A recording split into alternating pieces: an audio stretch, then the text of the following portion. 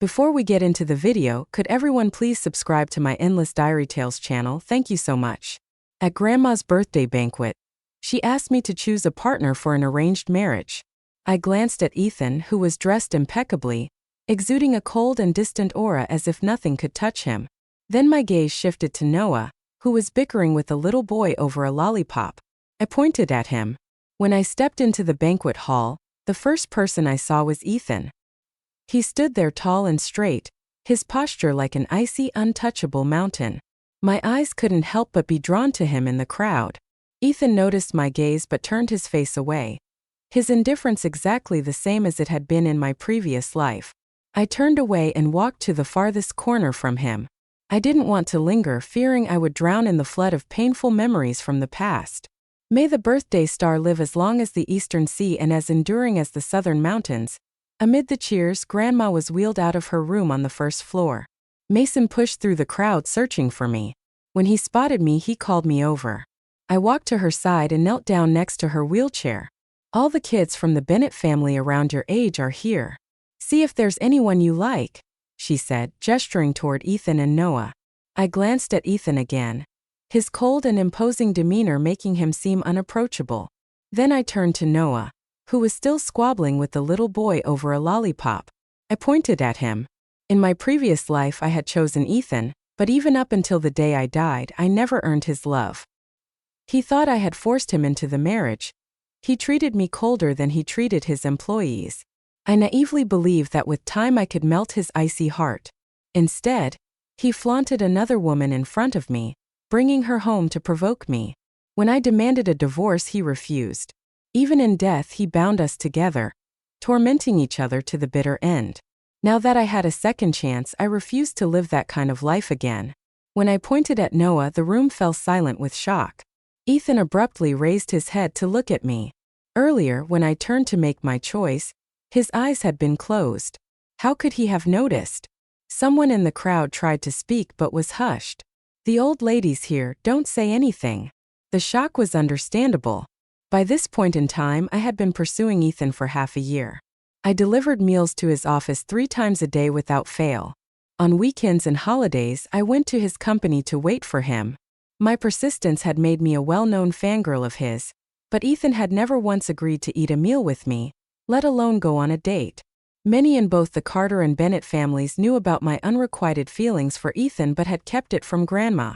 They were afraid that if she found out about my feelings, she would force the engagement. Ethan, being the rebellious type, would only make things worse and upset her. Grandma had brought up this arranged marriage now because her health was failing. She wanted to fulfill the engagement they had arranged before his death. As the only granddaughter of the Carter family, Grandma cherished me deeply and wanted to see me settled with a good match before she passed. The Bennett family owed a great debt to the Carters, so they left the matter entirely in our hands. I looked at Noah and asked, "Do you agree?" Noah, who was usually aware of my feelings for Ethan, seemed frozen in place, lost in thought. I worried he might reject me. My gaze instinctively shifted back to Ethan, but no, that was absolutely not an option. Just as I debated whether to pull Noah aside for a private conversation, he suddenly spoke. "You chose me." He turned sharply, looking at me in disbelief. His abrupt movement caused the lollipop in the little boy's hand to fly into his own.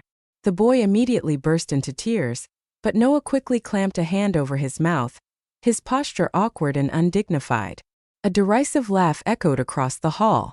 All eyes turned to Ethan, who smirked coldly and stared at Noah with contempt. The atmosphere in the hall grew tense and awkward. I ignored Ethan. Despite his young age, he had already taken control of half the Bennett family's business empire and was used to doing things his way. I turned back to Noah and repeated, "Do you agree?" I stared at Noah and asked him again. Beads of sweat formed on my forehead, betraying my nervousness. I wasn't sure what he was thinking. In my previous life, I hadn't paid much attention to him, and now I felt a growing sense of urgency. Noah looked at me for a moment before nodding. I finally let out a breath of relief. What a good person. I'd have to thank him properly later. He must have been worried about me losing face and didn't want to reject me in front of everyone. After all, we'd had no connection before this moment, and until today, I'd been obsessively chasing after another man. Any other man in his position probably wouldn't have agreed, but now that I've been reborn, I know that Grandma's passing is only a few days away. If Noah hadn't agreed, I wouldn't have been able to find someone else to put Grandma at ease and allow her to leave this world with peace of mind. In my previous life, I had chosen Ethan. To my surprise, he didn't reject me outright at the time. Instead, he had a private conversation with me afterward, explaining that he had agreed only out of consideration for Grandma's health and telling me not to overthink it. When Grandma passed away, she held my hand together with Ethan, urging us to take care of each other. After her funeral, Ethan's parents began pressing for our wedding. I thought we hadn't spent enough time together and worried he would feel forced into it, so I kept delaying. But Ethan agreed before I could say anything, telling me not to play coy. He said he wouldn't disobey Grandma's dying wish. Not long after, we got married. There was no ceremony, just the formalities. Our relationship before and after marriage didn't change much. Aside from moving in together, there was little difference. For 5 years, I remained cold and indifferent to him.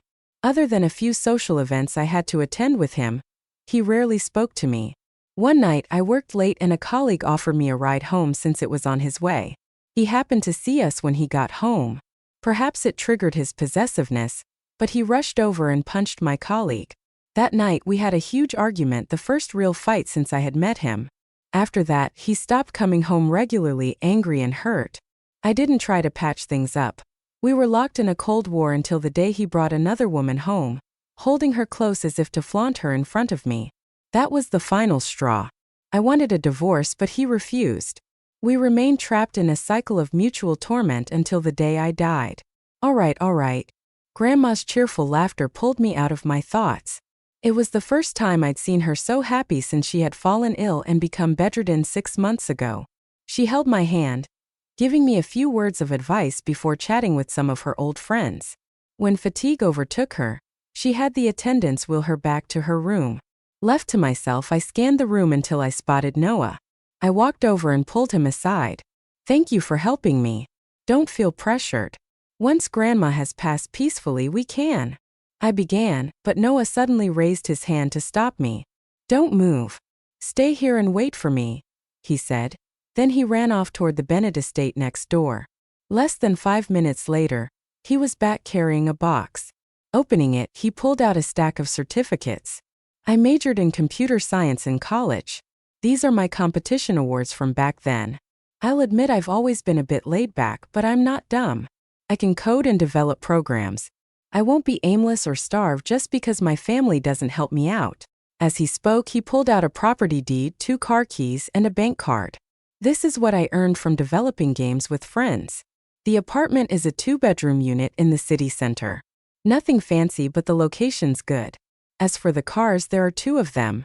If there's something you like, feel free to use it, Noah said. There's only about $1 million in the account right now. Not much, but you can spend it. I'll make more, a lot more. Don't worry. With that, he shoved the box into my arms as if afraid I might refuse it. Don't misunderstand me, he added quickly. You chose me, didn't you? Even though we're just testing the waters as a potential match, and you might not choose me in the end, I want to be upfront with you about everything. You don't have to do the same for me. This is just how I am. He waved his hands nervously as if worried I'd think he expected the same openness from me. I thought you wouldn't agree, I murmured, looking down at the box in my arms, my emotions tangled.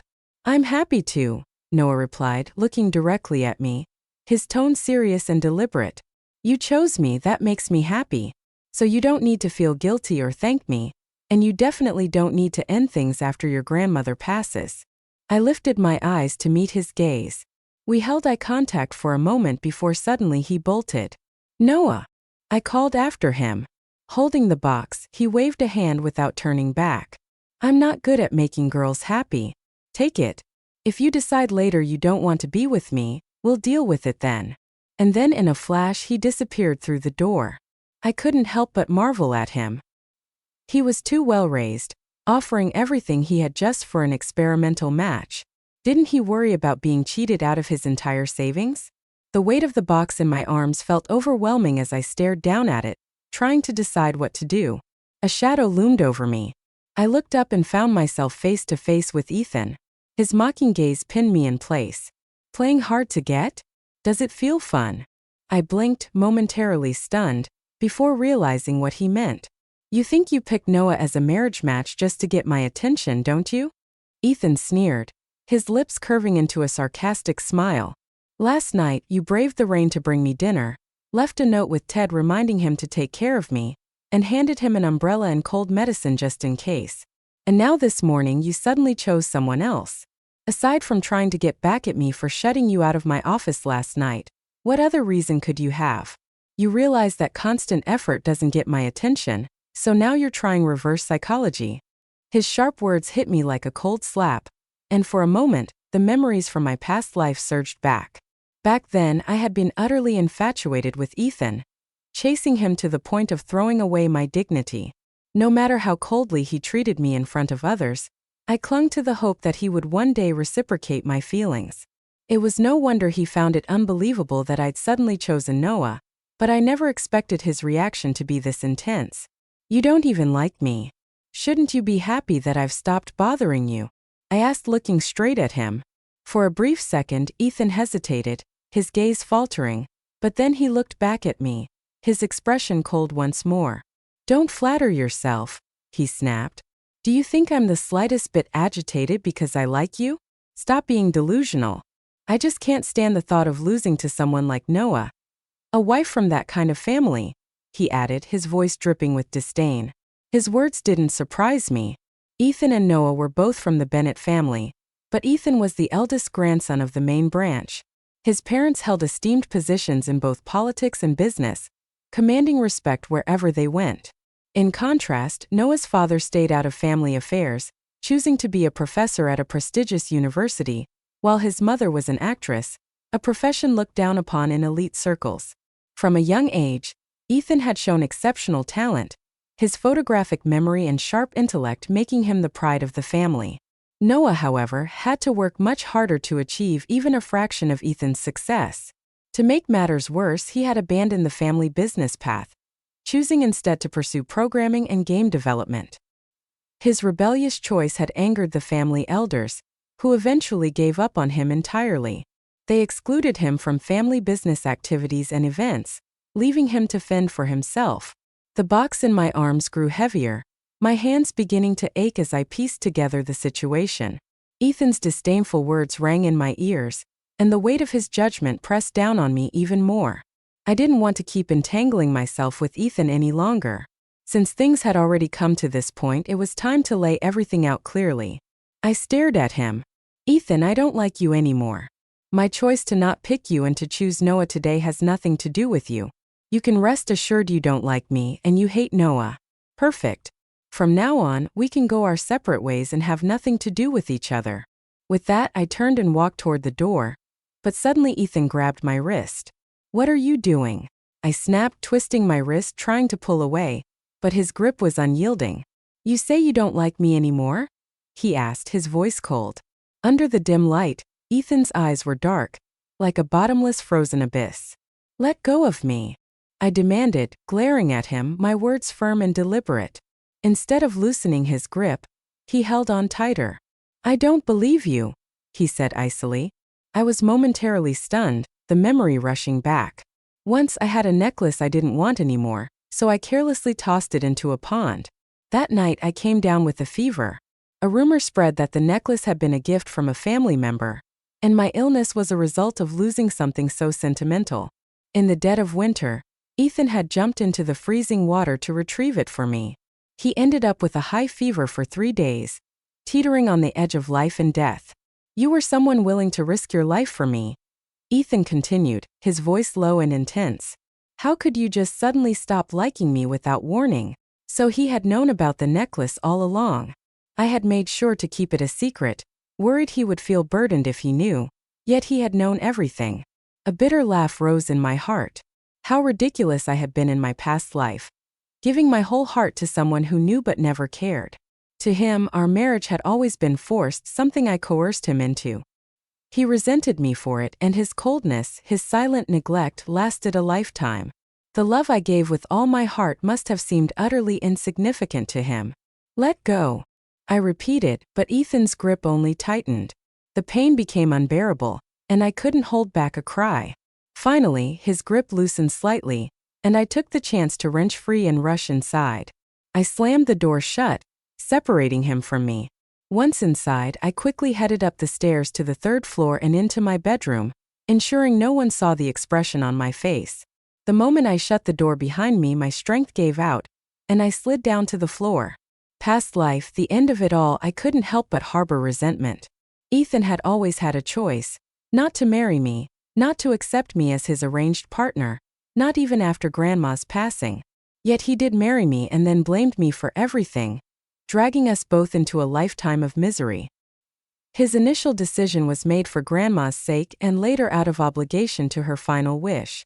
But no matter the reason, it had all started because I had chosen him. At the banquet, I couldn't deny it. The suffering I endured in my past life was the result of my own choices. A thud snapped me out of my thoughts.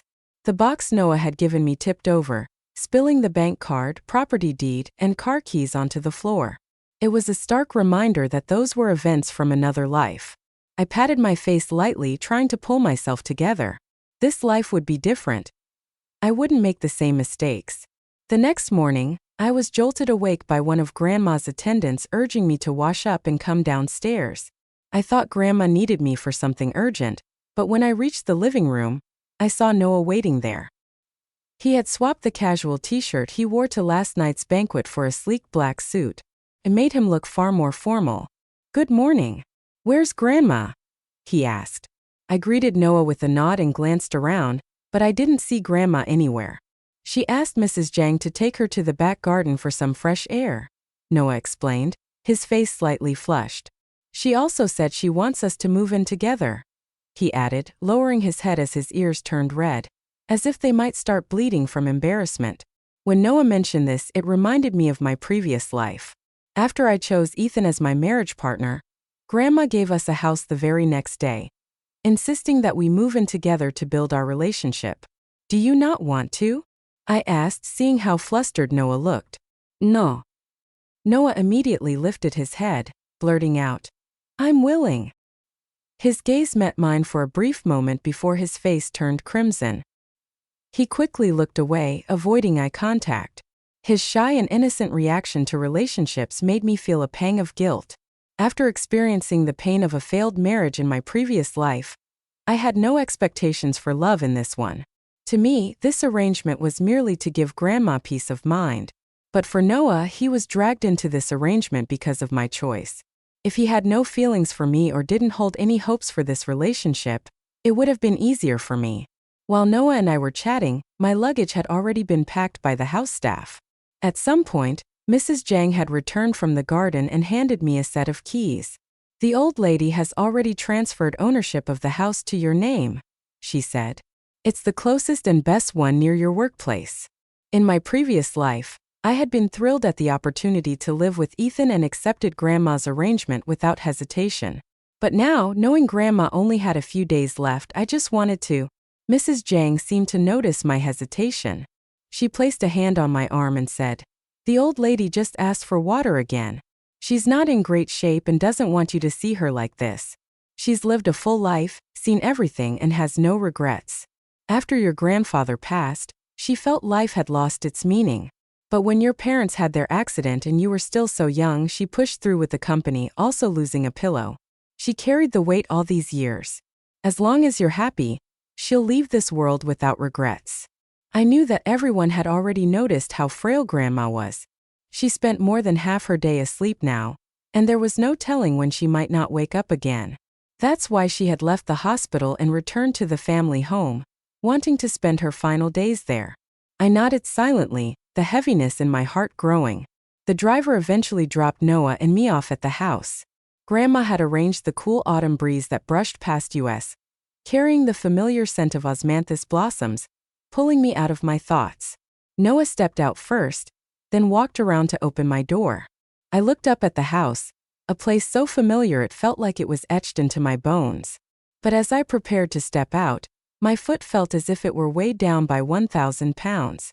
In my previous life, Ethan and I only stayed in this house for a few days before Grandma passed away. After we married, I moved into Ethan's home, and this house remained empty. Later, during our Cold War, after Ethan brought another woman into our home, I moved back here alone. Ethan followed me, claiming he wanted to keep an eye on me, afraid I'd bring another man here and embarrass him. He even used it to block my attempts to divorce him, saying, "You forced me into this marriage, so you'll suffer through it with me for life." I couldn't stop Ethan from moving in, but this house was a gift from Grandma, a place that symbolized her hopes for my happiness. I didn't want a third person to invade it. I made my boundary clear. Ethan surprisingly didn't push further and accepted it. After that, we returned to the way things were early in our marriage, cold and distant. He focused on his work every day, and I stayed in this house trying to carve out a semblance of peace. I focused on my own life. I no longer tried to warm Ethan's cold demeanor with my enthusiasm. I stopped delivering meals to him, worrying about him being too hot or too cold, and I even began avoiding the times he was home unless it was absolutely necessary. I made sure we didn't see each other.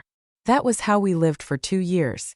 Distant, cold, and indifferent, until I was sent to a remote mountain region on a business trip. A sudden earthquake ended my short and painful life. This house carried so many painful memories that I didn't want to step into it at all. "What's wrong?" Noah finally asked, noticing I hadn't gotten out of the car. His eyes widened when he saw my pale face. "Are you feeling unwell?" He looked at me nervously. His hand reached out slightly as if he wanted to check on me but didn't dare. Beads of sweat formed on his forehead. "I'm fine," I said, steadying his slightly trembling hand and meeting his gaze. "I remember you have another house nearby, don't you? Could I stay there instead?"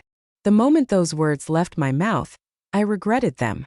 But if I stayed at another house owned by the Sioux family, Grandma would find out quickly. "Don't worry, it'll just be for a few days," I quickly added. "I'm allergic to osmanthus flowers, and the smell is too much for me here. Once I find a place I like, I'll move out." Noah froze at my words, then snapped back to reality when he heard about my allergy. "Allergic to osmanthus? That's my fault. I didn't even know, and I let you sit here and smell it for so long. Are you okay?" His gaze darted across my face, neck, and hands, scanning for any signs of a rash. "Do you feel itchy or uncomfortable?" he asked, his brow furrowed. Severe allergies can be life-threatening. He pulled out his phone, ready to call for an ambulance, but I quickly stopped him. His anxious actions eased the heavy weight in my heart, and I found myself smiling. "You didn't know I was allergic, so it's not your fault, and it hasn't been that long. Nothing serious. I'm not feeling unwell right now, but if I stay longer, who knows?" I said lightly, lying effortlessly. As soon as I finished speaking, Noah hurriedly shut the car door and quickly got in on the other side. He gave the driver an address, and soon we arrived at his building. The driver helped carry our luggage upstairs before leaving. I stood by the door waiting for Noah to unlock it, but he didn't move. I turned to him, puzzled. Looking embarrassed, Noah lowered his head and said, "The key is in the box I gave you last night. There's only one."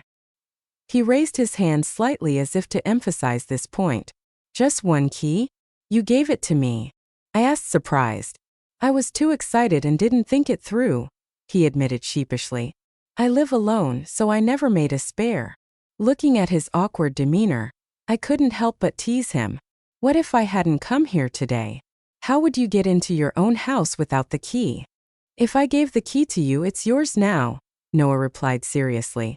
"I can always stay at my office." I shook my head, amused. He was definitely the type of person scammers would love. A genuinely trusting soul. I opened the box in my luggage, pulled out the key, and unlocked the door. The moment the door swung open, I froze. The interior was decorated entirely in pink. "You like this?" I asked, turning to him. Noah opened his mouth to explain but fell silent when his eyes met mine. After a moment, he nodded reluctantly. Maybe my curious stare made him uncomfortable because he quickly averted his gaze. "Don't be shy. There's nothing wrong with liking pink," I said, trying to reassure him. "Who says boys can't like pink?" Noah didn't respond. Instead, he lowered his head even more, his face burning with embarrassment. I stopped teasing Noah and stepped into the house. Once inside, the overwhelming pink decor hit me even harder than it had at the door. From the entrance, I had only seen part of the hallway and living room, But now standing in the center, I realized that everything from the bedroom doors to the kitchen and bathroom was pink. This wasn't just a preference, it was true love for the color. Fortunately, I also liked pink. For someone who loved the color, this house was paradise. The walls, decorations, sofa, and even the tiled floors were all pink. In my previous life, I loved pink too. I had once considered brightening up the cold black, white, and gray tones of the home Ethan and I shared by adding pink accents, but Ethan thought pink was childish. He wouldn't even let me wear pink dresses to formal events. Over time, I suppressed my preferences, choosing everything I ate, used, and wore based on his tastes. Back then, I didn't feel wrong because I loved him and thought his happiness was mine. But now, standing in a space decorated exactly how I liked, I realized how much joy came from pleasing myself. There were 2 bedrooms in the house. I pushed my luggage toward the guest room, but Noah stepped in front of me. "This is my room. You can stay in the guest room," he said softly, as if worried I'd mind. I looked at him surprised. "You don't mind?" Noah nodded. "I'm busy with work and don't stay here often. The guest room is fine." It felt a bit strange for him to sleep in the guest room in his own house, but he clearly didn't want to discuss it further, and I wasn't one to pry into other people's private matters. I let it go and started unpacking. Once I finished, I realized I was hungry. Skipping breakfast and moving had kept me too busy to notice, but now that I had time to relax, my stomach started growling. Just as I was about to order delivery, the scent of scallion pancakes wafted through the air. I opened the door and followed the smell to the kitchen, where I found Noah wearing an apron and frying scallion pancakes. A pot of milk was warming on the stove beside him. "You didn't eat breakfast this morning, and there's not much in the fridge," he explained. "This will tide you over for now. Delivery food isn't very clean. For lunch, I'll take you to a private restaurant nearby that I like." Looking at his back as he worked, I suddenly felt a lump in my throat. This was a scene I had often fantasized about in my previous life. After my parents passed away, I had longed for a warm, loving home of my own. But after marrying Ethan, the times we ate together were few and far between. I was always the one delivering meals to him, reminding him to eat, while he never showed any concern for me. I thought I didn't need someone to care for me. But in this moment, I couldn't help but feel a bittersweet warmth. When Noah turned around with the food, I quickly wiped away my tears and sat at the dining table before he noticed. He placed the pancakes and milk in front of me and sat nearby, watching me eat. "If there's anything you don't like about this house, feel free to renovate it." "I don't mind," he said earnestly as I ate. "I'm only staying for a few days," I replied. "There's no need." But Noah seemed genuinely enthusiastic, as if we were discussing a bright future. Not wanting to dampen his mood, I didn't argue further. Later, Noah took me to a private restaurant he frequented for lunch. To my surprise, we ran into Ted, Ethan's assistant, there. The moment Ted saw me, his face lit up like he'd found his savior. He hurried over. "Miss Sue, I can't believe I ran into you here. This is perfect. Why didn't you bring breakfast or lunch to Mr. Carter today? He hasn't eaten anything." I tried ordering food for him, but he refused both breakfast and lunch. I had no choice but to ask my team for advice. They told me the food here was quite good and suggested Ethan might like it, so I came over. "You know Ethan's tastes better than anyone, Miss Sue. Why don't you help me pick out a few dishes for lunch? If I bring them back, I'm sure he'll be happy," Ted said eagerly, looking at me with expectation. I knew Ethan wouldn't like anything I chose, but I didn't want to brush Ted off completely. In my previous life, Ted had been kind to me when most of Ethan's company employees mocked me behind my back while I pursued Ethan. Ted was the only one who offered me encouragement and sympathy. He once told me about his younger sister who, like me, had chased after someone she loved. At the time, he didn't understand her and had tried to stop her, but after she passed away from illness, his greatest regret was holding her back. From then on, his outlook on life changed.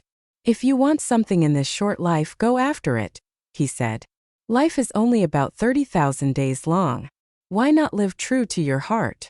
But having spent a lifetime with someone who didn't love me, my perspective had shifted.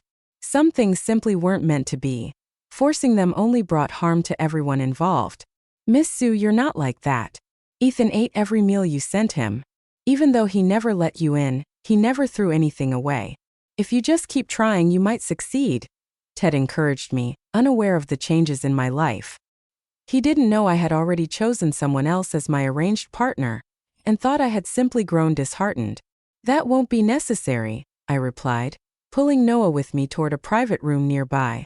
Ted stood frozen, staring in the direction I'd gone, as if struggling to process what he'd just seen. Midway through lunch, my phone buzzed with a notification. I opened it to see a message from Ethan. "You went out to lunch with Noah." "It has nothing to do with you," I replied. Ethan's next message followed quickly. "You deliberately took him out for lunch and made sure Ted saw it. Isn't this just a way to get my attention?" I didn't even wait for him to finish typing. I blocked and deleted him without hesitation. "Who was that?" Noah asked, placing a plate of peeled shrimp in front of me. "No one," I replied, turning my phone face down on the table. Picking up my chopsticks, I sighed. Nailed the end of the conversation. Noah didn't ask further, however, throughout the rest of the meal. He seemed unusually quiet and distracted. "What's wrong?" I asked, thinking he might not feel well. He shook his head, then suddenly brightened. After lunch, he suggested we go to an amusement park together. I declined, explaining that I wanted to check in on Grandma. "I'll go with you," Noah said, his eyes hopeful. In the end, I agreed. I thought Grandma would be happier to see the two of us spending time together than if I went alone. When we arrived at the Sue family home, Grandma was resting, so we didn't disturb her. Instead, we returned to Noah's house. The next day was Monday. I went to work at my job, and Noah headed to his company.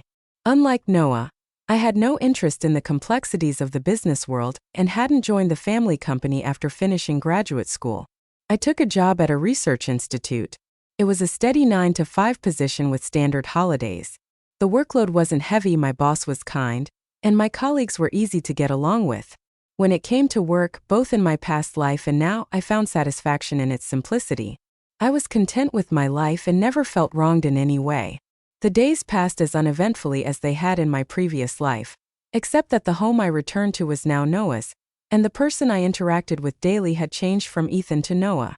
This was a positive change. There was no longer an oppressive atmosphere, or the constant need to tiptoe around someone's feelings. During this time, I visited Grandma a few times.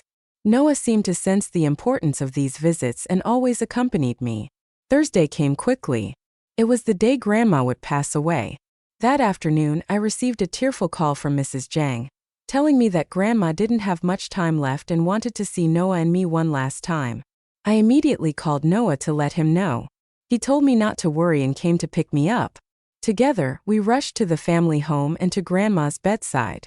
Just like in my previous life, Grandma took my hand and placed it in Noah's, telling us to take care of each other.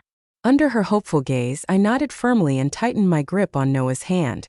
Noah squeezed back, his hold steady and comforting. But this time I knew I couldn't fulfill Grandma's wish. I would disappoint her. I silently promised myself that when I saw her in the afterlife, I would beg for her forgiveness. In my previous life, Ethan and I had spent our entire lives trapped in a painful relationship because of this final wish. I didn't want Noah to go through the same. He deserved someone who could love him wholeheartedly and spend a lifetime of happiness with him, not someone bound to him by obligation and moral expectations. With Grandma's deteriorating health, her funeral arrangements had already been prepared. The ceremony was simple and concluded quickly. Ethan didn't attend, as his parents explained that he was on a business trip abroad, and they didn't want to distract him. During his travels, they decided to tell him about Grandma's passing after he returned. In my previous life on this exact day, Ethan had also been scheduled to leave for a business trip abroad, but I had insisted he stay, dragging him into my grief and anxiety. Without my interference this time, our lives had stayed as parallel lines, barely intersecting. In truth, Noah and I were no different. We were also parallel lines, each walking our own path. After the funeral, I intended to move out of Noah's house. Over the past few days, I had been searching for a new place and had already found one. However, on the way back, I suddenly felt dizzy and fainted. I woke briefly to the sound of Noah's panicked voice, and I could feel the car making a sharp turn as he told the driver to head to the hospital. I didn't want to go. The hospital reminded me too much of losing my parents. The smell of disinfectant and sterile water filled me with dread. Noah had no choice but to take me back to his house instead. After that, I lost consciousness again. When I finally regained some awareness, it was faint. I vaguely saw Noah sitting by my side, using a towel to cool my forehead. "Don't worry, it's okay now," he said softly. "The doctor already came by. He said you're just overwhelmed with grief and haven't been resting well, so your body gave out temporarily. You'll be fine with some rest." I drifted off again, the exhaustion pulling me under. The next time I woke up, I was parched. I tried to open my eyes but couldn't. My body felt as heavy as lead, making it impossible to move. "Water," I managed to croak out. Almost immediately, a cup of warm water was brought to my lips. After that, I woke up intermittently. Each time Noah was there. He was either cooling my forehead, sitting nearby working on his laptop, or simply watching over me. His attentiveness was remarkable. Any slight movement I made, and he was instantly aware. At first, I thought he was just pretending to work on his laptop, but as the programs on his screen grew more complex and detailed, I realized he was genuinely working. His dedication and focus made me smile despite my condition. That night was the first time in years I'd fallen ill so badly, and the first time I felt so cared for. It was ironic that the person taking care of me was Noah, someone I barely knew before this arrangement. When I finally recovered, I knew I had to express my gratitude. I resolved to properly thank Noah for everything. I thought I would recover by the next morning, but my condition fluctuated for 3 days. During that time, Noah helped me take leave from work and stayed home with me the entire 3 days. When he wasn't checking on me, he was busy working on his programming. It was clear he had a lot on his plate, yet he never left my side. By the evening of the 4th day, I felt significantly better. My body was regaining strength, and I decided to get out of bed and fetch a glass of water for myself. I tried to be as quiet as possible, but even the smallest sound, it seemed to alert Noah, who was outside on a work call. "What are you doing up? Did I wake you?" he asked. Hurrying over with concern, I shook my head. "I just wanted to get some water." "Stay still. I'll get it for you," he insisted, treating me like fragile porcelain. He helped me back into bed before striding out to fetch the water. I felt a little helpless. "I'm fine now," I said after finishing the glass he handed me. Noah reached out to lightly feel my forehead. "It's back to normal," he said. "But seriously, recovering from illness is like pulling out a thread, slow and delicate. You still need to rest. I've already extended your leave for a week. Use the time to fully recover." I wanted to protest, but when I met his earnest gaze and noticed the stubble on his cheeks from days of neglect, I could only nod. After sleeping for several days straight, I didn't feel like resting anymore. Sitting up in bed, I picked up my phone and had just unlocked it when a sudden flash of lightning lit up the room, followed by a crack of thunder. In an instant, a shadow fell over me, and I felt warm hands covering my ears. "Don't be afraid," Noah said softly, his voice soothing. "I'm not scared," I replied with a smile, gently pulling his hands away. Noah looked at me in surprise before quickly stepping back. "I wasn't trying to," he began, flustered. "When it thundered, I thought you might be scared." "How did you know I'm afraid of thunder?" I asked, curious. Even Ethan hadn't known that about me. On the night of my parents' car accident, there had been a thunderstorm. Ever since, I had dreaded stormy nights. But during my marriage with Ethan, I endured countless thunder-filled nights alone, teaching myself to suppress my fear. Those long nights helped me realize I was no longer the cherished princess my parents had once doted on. I had to face everything alone. Over time, I got used to it. "I heard it from a friend," Noah explained, looking sheepish. "Most girls are scared of thunder, so I just assumed." His voice trailed off as he left the room, only to return a moment later with a glass of warm milk and a vintage record player. "Listening to music helps calm the nerves. A better mood might help you recover faster," he said, placing the items on the bedside table. Soft, soothing music began to play in the background as Noah picked up his laptop. "Now that you're awake, I'll stay in the living room so you can have some privacy. If you need anything, just call for me." With that, he gently closed the door behind him. Left alone in the room, I looked around, surrounded by pink walls bathed in the soft glow of the warm light. The music played softly, and the glass of milk sat invitingly on the bedside table. For the first time in a long while, I felt truly at peace. The gentle warmth of the room, the soft glow of the lamp, and the soothing music made me forget about the storm raging outside. I thought I had overcome my fear of thunderstorms long ago, but now I realized that it hadn't disappeared. It had just been buried deep within me. The past, those stories, my nights always left me tense. Yet tonight, I felt completely relaxed and at peace. Something in my heart seemed to have shifted. I caught a glimpse of myself in the dark reflection of my phone screen, noticing the faint smile tugging at the corners of my mouth. Suddenly, a chill washed over me, extinguishing that warmth. I patted my cheek, slightly snapping myself out of it. No, this can't happen. No one can be anyone else's savior. I can't afford to have emotional expectations of anyone. The reason I had chased after Ethan so desperately was because of something that happened 6 months before. At a banquet, he had stood up for me when I was humiliated. Before I was 5 years old, my life had been carefree, but after my parents' accident, I became quiet and withdrawn. Grandma cared deeply for me, but she was getting older and had many other grandchildren to look after. She couldn't focus all her attention on me. Besides, the bullying among children was something adults could never fully understand. Gradually, I lost all my friends and stopped wanting to go outside. The banquet in question had been for the 90th birthday of one of Grandma's oldest friends, a woman who had been very kind to me as a child. I decided to attend, but during the event, someone intentionally spilled wine on me and mocked me, calling me mute. The crowd around us merely watched, entertained by the spectacle. At that time, I didn't know how to stand up for myself. All I could do was silently pray for the ordeal to end quickly or for Grandma to come find me. What I didn't expect was for Ethan to walk into the hall and see the scene unfolding. He stepped in and defended me. He was the first person outside my family to ever publicly stand up for me. I clung to that moment, projecting my emotional needs onto him. I sought the security and sense of belonging I had lost. That was why I didn't care about the ridicule or his indifference. I just kept chasing him, throwing myself into the flames over and over again. But after decades of a painful, entangled marriage in my previous life, I had learned my lesson. No one could save me but myself. Seeking security from someone else was just trading one abyss for another. What had seemed like heroism to me was, in Ethan's eyes, a minor incident. He only helped me because of the long-standing friendship between the Sue and Carter families, not because of me as a person.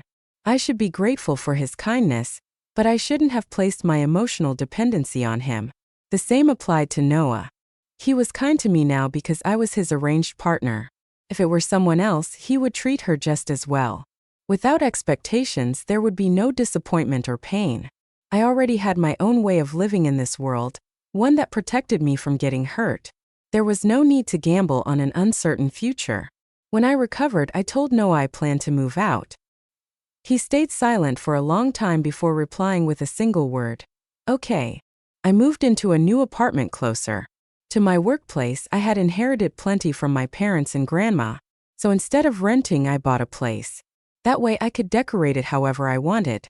Yet every time I came home to the same pink walls, I couldn't help but feel like something was missing. One evening after work, just as I was about to head home, someone stopped me. I looked up and saw Ethan. I just found out about your grandma, he said. I was abroad for a while. Are you doing okay? It had been a while, I replied, remembering that it had been over 2 months since Grandma's funeral. I'm fine now, but thank you for asking, I answered out of politeness. But Ethan felt different this time. His demeanor wasn't like the aloof, immature Ethan I remembered. His gaze carried a steadiness that reminded me of the Ethan I had come to know at the end of my previous life. I tried to discern something in his eyes, but I saw nothing. Maybe I was overthinking. It's not safe out here at night. Let me take you home, he offered. There's no need, I replied. I live nearby. It's only a 10-minute walk. I replied firmly, turning down Ethan's offer without hesitation. To my relief, he didn't press further, but he also didn't leave. Do you still need something? I asked, looking at him. Can you add me back on WeChat? Ethan asked, his tone unexpectedly soft. I promise I won't bother you again. I just want to stay in touch as friends. I shook my head. There's no need. We work in different fields and won't cross paths in the future. Now that Grandma's gone, I don't visit the family home much. We probably won't see each other again, and that's fine by me." Ethan fell silent, the atmosphere growing tense. "I'm leaving," I said, turning to go. But before I could take a step, Ethan grabbed my arm. "You and Noah," he started, hesitating. "I know you've moved out of his place and the two of you haven't seen each other in a while. You don't love him, do you? You only chose him to fulfill your grandmother's wish. I could have done that too. As her grandson, I could have honored her wish. I had no idea what had gotten into Ethan after his trip abroad, and I didn't care enough to find out." I shook off his hand and prepared to leave. But as I turned, I saw Noah standing not far away. The moment our eyes met, Noah turned to walk away. "Noah!" I called out, stopping him in his tracks. He didn't turn around. "If you keep walking, I'll make sure to turn and run every time I see you in the future," I threatened, half joking but determined. Noah froze, his steps halting. Ethan, still standing beside me, spoke again, his voice laced with familiarity that sent a chill down my spine. "Mamu." The nickname made my skin crawl. "Don't call me that," I said coldly. "We're not close." I pulled away from him and walked toward Noah. "Why were you running away when you saw me?" I asked, looking directly at him. "I didn't want you to see me unhappy," he murmured, his head hanging low. "When did I ever say I didn't want to see you?" I countered, confused. Noah hesitated before continuing. "If you wanted to see me, why did you move out of my house, wasn't it? Because you were uncomfortable being with me." I hadn't expected him to think that way. Lowering his gaze further, Noah added, "I know you like Ethan. I didn't want to make things harder for you." As he spoke, he turned to leave. "If you take one more step," I said, grabbing his arm, "I really won't want to see you again." He froze, then quickly turned back, gripping my arm tightly. His nervous expression made it hard to suppress the smile threatening to surface on my lips. "My water is out at home tonight," I said, clearing my throat. "Can I stay at your place for the night?" Noah stared at me, stunned. "Is it inconvenient?" I asked, feigning indifference.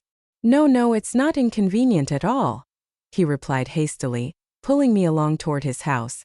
His steps were quick and hurried. Realizing I couldn't keep up, he slowed down and glanced at me. "I don't like Ethan anymore," I said softly but firmly, "and I never will again." After a long pause, I heard a quiet, "Okay" from beside me. When we reached Noah's house, I realized what had been missing in my own. A home with someone waiting for me, lights on when I returned, and the warmth of someone who cared. 2 years later, I accepted Noah's proposal. On our wedding day, midway through the ceremony, Ethan's parents abruptly left in a panic. I didn't learn the reason until the banquet was over. Ethan had attempted suicide. Thankfully, he was rescued in time. His mother begged him with all her heart and soul, convincing him to abandon the idea of taking his own life. 2 weeks later, Ethan was discharged from the hospital. That very day, he booked a plane ticket and left the country. He never came back. 5 years after his departure, I received an anonymous text message. "I'm sorry. It was the same day I had died in my previous life.